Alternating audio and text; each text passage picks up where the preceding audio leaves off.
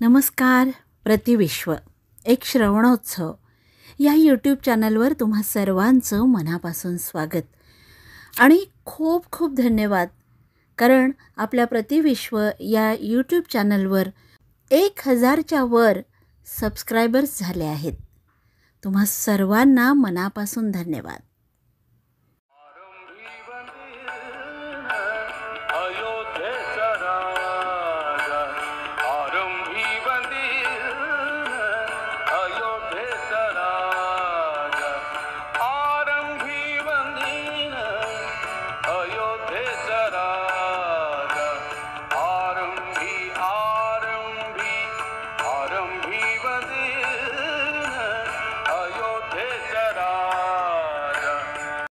मित्रमैत्रिणींनो, आज फार सुंदर योग जुळून आलाय.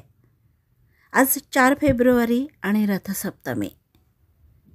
पौराणिक कथेनुसार आज सूर्यदेवाची जन्मतिथी. माघ महिन्यातील शुक्ल पक्षातील रथसप्तमी. ऋषी कश्यप आणि त्यांची पत्नी अदिती यांचा तेजस्वी पुत्र म्हणजेच आदित्य अर्थात सूर्य. अवघ्या चराचराला प्रकाश देणारा सूर्य रथसप्तमीला जन्मला आणि 4 फेब्रुवारी 1922 रोजी गुरुराज आणि रमाबाईंच्या पोटी भीमसेनाच्या रूपात साक्षात स्वरभास्कर जन्माला आला. तिथी होती रथसप्तमी. मनामध्ये विचार येतो की सूर्याच्या तेजानं चराचराला सुवर्ण झळाळी येते. अगदी तसंच या स्वरभास्कराच्या स्वरांनी अवघ्या संगीत विश्वाला दिपवून टाकलं. जिद्द, चिकाटी, मेहनत, प्रचंड आत्मविश्वास आणि गुरुप्रती नितांत श्रद्धा, त्याबरोबरच गुरु कृपा आणि सोबतीला कंठातला अलौकिक स्वर. या स्वरांनी रसिकांना जो आनंद दिला ना, त्यासाठी शब्द अपुरे पडतात. जेव्हा जेव्हा गदिमांनी लिहिलेली ही रचना आपण ऐकतो ना, तेव्हा वाटतं शास्त्रीय संगीत असो की संतवाणी. ऐकताना क्षणभर स्तब्ध झाला असेल इंद्रायणीचं पाणी. सोन्याचा पेंपळ विसरला असेल पानांची सळसळ. गदिमांनी शब्दात वर्णिली आणि पंडितजींनी आपल्या स्वरांनी साक्षात आपल्या डोळ्यापुढे उभी केली देवाची आळंदी.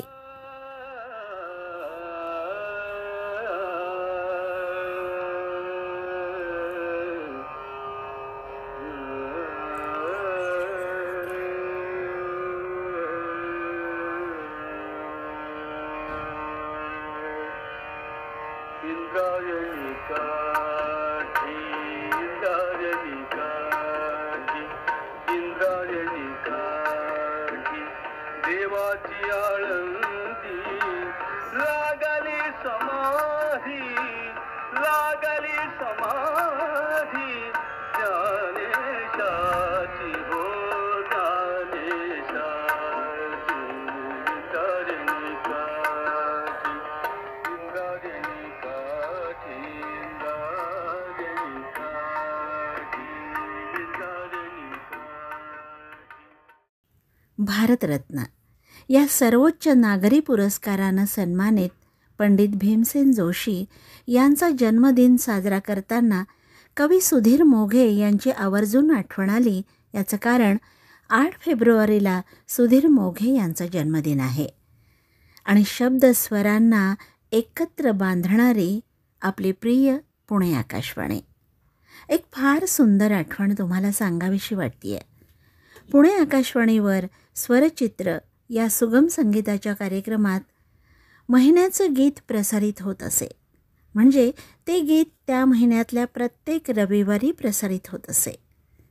1972च्या मे महिन्यातील स्वरचित्रासाठी संगीतकार राम फाटक यांनी दिलेल्या चालीवरती सुधीर मोघे यांनी गीत लिहिलं आणि शास्त्रीय संगीताची बैठक असलेल्या पंडित भीमसेन जोशींच्या आवाजात हे भावगीत प्रसारित झालं. त्या भाग्यवंत गाण्याच्या काही ओळी आता ऐकूया. पंडित भीमसेन जोशी यांच्या स्वरांना आणि कवी सुधीर मोघे यांच्या शब्दांना कानामनात साठवत निरोप घेऊया. जाता जाता मात्र एक सांगते हां, हे गाणं तुमच्याजवळ उपलब्ध असेलच, ते आवर्जून ऐका. प्रत्येक कडव्याची शेवटची ओळ किती सुंदर गायली आहे ती बघा पंडितजींनी. बोलावल्या वाचूनही मृत्यू जरी आला इथे, थांबेल तोही पळभरी, पण सांग तू येशील का? सखी मंद झाल्या तारका, आता तरी येशील का?